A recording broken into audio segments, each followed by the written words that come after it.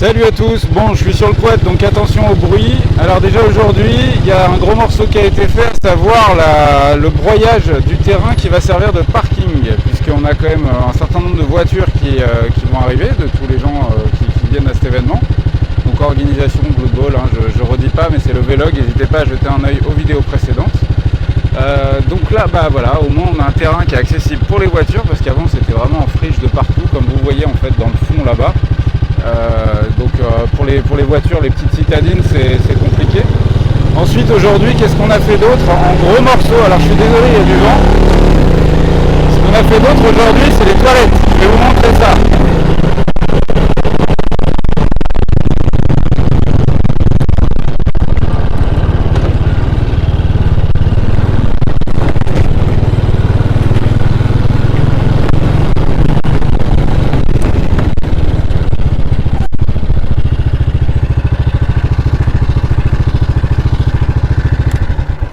Hop, alors, on est arrivé devant les toilettes, là le bruit doit être carrément plus acceptable pour vous. Voilà, je vais même prendre le micro dans les mains. Donc, je ne sais pas si vous avez vu, c'était dans les vlogs précédents, on avait commencé à monter les toilettes avec les murs côté haie en fait. Hop, voilà, je baisse un peu. Et en fait pour l'intimité on s'est rendu compte que c'était quand même vachement plus intelligent de faire des toilettes avec la porte d'entrée côté haie. Voilà, comme ça c'est surtout qu'on n'a pas de porte, c'est des rideaux. Alors c'est des rideaux parfaitement occultants. Et voilà à quoi ressemblent nos toilettes. Donc en fait on a 3 cabines toutes neuves, du coup tout est neuf. Alors c'est du montage. Bon alors là il y a les fils électriques, faites pas attention, il n'y a encore pas de câble management qui a été fait. En fait sur le toit j'ai un panneau solaire avec donc 3 petites ampoules branchées dessus. Ça descend sur 3 interrupteurs, donc il va falloir que je les numérote pour que les gens se rendent compte. Puis les gens ne sont pas trop cons non plus, hein. Et puis ensuite les lampes elles sont là. Et du coup, est-ce que c'est la bonne? Non, c'est pas la bonne. Tac. Et du coup voilà, on a un petit peu de lumière dans les toilettes, histoire de dire, tout simplement. Les rideaux, c'est des rideaux somme toute assez standards. On voulait qu'ils soient très occultants, donc c'est du tissu vraiment épais et à travers lequel on voit absolument rien. Et ensuite on a monté ça comment? Alors ça vous avez déjà dû le voir. Donc c'est une palette, c'est pas des vraies palettes Europe, mais c'est une palette au format palette Europe. 4 pieds, une planche d'OSB à la bonne hauteur pour y glisser le seau, dans lequel il y aura donc les différentes choses que les gens viennent laisser ici. Une cuvette, un peu d'OSB pour faire le sol devant, et c'est tout. Et en fait régulièrement on va venir vider le seau. Donc hop, je vous montre en même temps. Régulièrement on va juste venir vider le seau. Donc là il est vide, ils sont tout neufs, hein. Au compost.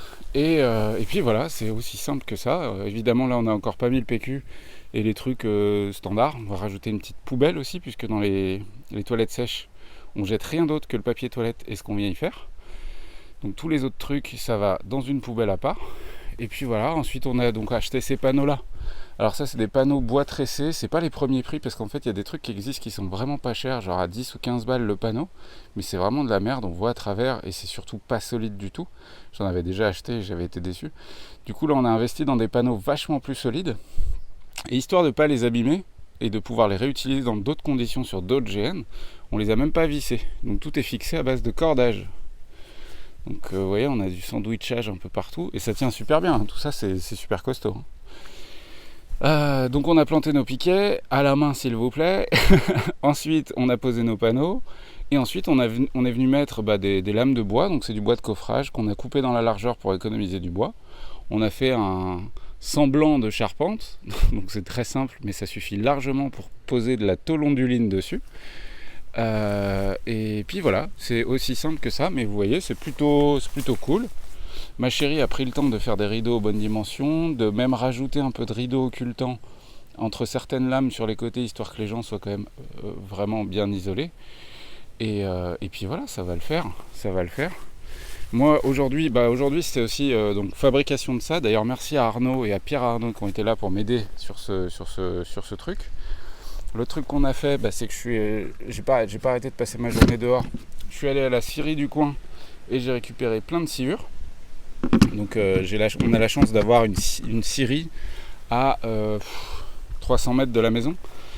Et du coup, lui, ça l'arrange bien en fait qu'on vienne récupérer la sciure, qu'on paye pas. Et ça, c'est très cool de sa part. Donc merci à lui si jamais toutefois il regarde cette vidéo. Donc on a rempli plein de seaux comme ça on a du stock pour tout le GN. Je vais pas aller trop sur le terrain parce que déjà on a commencé doucement à mettre des choses en place que je ne veux pas montrer aux joueurs. Donc c'est des choses que je vais garder surprises mais que vous pourrez voir dans les vidéos pendant le GN en fait. Du coup comme ça je suis sûr que les joueurs ne voient pas les vlogs puisqu'ils sont en train de jouer et puis à la limite voilà on s'en fout. Mais de loin ce que vous pouvez voir c'est qu'on a commencé à rajouter les banderoles au-dessus du terrain. Et à droite, on a dû, parce qu'aujourd'hui, c'était le vent non-stop. Donc on a dû ressardiner toute l'intégralité du chapiteau pour qu'il ne s'envole pas. Pareil pour la tonnelle qu'il y a sur le char qui fait office de scène. Et les deux petites tonnelles qu'on avait posées pour faire les vestiaires, elles allaient s'arracher, c'était sûr, donc on les a démontées, on les remontera à la dernière minute. Normalement, si on a de la chance, jeudi, il y a beaucoup moins de vent, si ce n'est plus de vent. Donc voilà, là-bas vous voyez Pierre Arnaud et Arnaud qui sont en train de se diriger doucement, furtivement, en direction de la forêt et de son barbecue qui est à l'intérieur, parce qu'on va pas tarder à faire cuire à manger. Arnaud nous a ramené un petit vin de noix qu'on a goûté qui est très cool. Et moi ce soir il va falloir que je fasse encore un paquet de trucs. Je dois être coiffé n'importe comment et tout ça, mais on s'en fout. Moi j'ai encore beaucoup de travail. En fait il y a tout plein de trucs qu'on écrit avant le GN, donc notamment les backgrounds, l'histoire globale de l'univers, la chronologie du GN, les événements sur lesquels on veut que ça se passe. Enfin vous avez compris. Qu'est-ce qu'on écrit d'autre ? On a écrit les règles du Blood Bowl, parce qu'en GN on fait pas les vraies règles du jeu de figurines, c'est pas possible. On a écrit des tas de trucs. Il y a Arnaud qui me fait coucou avec son verre à la main. Enfin bref, on a écrit beaucoup de choses en amont, mais il y a des choses qu'on écrit quasiment au dernier moment, parce qu'en fait on s'adapte à ce qui arrive toujours en GN, à savoir les annulations. C'est-à-dire qu'en gros sur 200 personnes, on peut être quasiment sûr à chaque fois qu'il y en a au moins 10% qui ne viendront pas. Quand ils préviennent, c'est déjà un petit coup de chance parce que ça nous permet de ficeler les histoires différemment. Et quand ils ne préviennent pas, c'est souvent la mauvaise surprise. Là, dans l'ensemble, on a été prévenus des quelques personnes qui ne viennent pas. Mais du coup, ça nous demande des réadaptations de background, d'écriture, d'aides de jeu. Ce qu'on appelle les aides de jeu, c'est... je sais pas moi, le contrat commercial entre la famille machin et la famille machin, ou le testament du grand pépé machin, ou voilà, les aides de jeu, c'est des choses qu'ils vont trouver en jeu, ou avec lesquelles ils commencent, et souvent il y a un enjeu dessus, il y a un vrai enjeu autour de ce document. C'est d'ailleurs pas forcément un document. Les trucs qu'on prépare aussi quasiment à la fin, notamment c'est les potions, parce que déjà on n'a pas eu le temps avant et tout simplement, et puis ensuite on n'avait pas forcément les compos. Ça y est, là on a les composants pour faire les différentes potions qui sont des potions factices, c'est du faux, c'est pour de faux, on les boit pas, etc. Mais tout ça il faut les faire en fonction des règles d'apothicaire qu'on a écrit. Donc voilà, tout ça prend beaucoup de temps et c'est ce sur quoi je vais me poser ce soir. Je vous souhaite à tous de passer une très très bonne soirée. J'envoie plein de bonnes ondes aux copains qui sont en train de préparer leur sac et leur voiture pour nous rejoindre dès demain, parce que demain on a 60% des joueurs qui arrivent. Plein de bonnes ondes aux gens qui ont pu malheureusement pas venir au dernier moment pour des raisons parfois en dehors de leur volonté.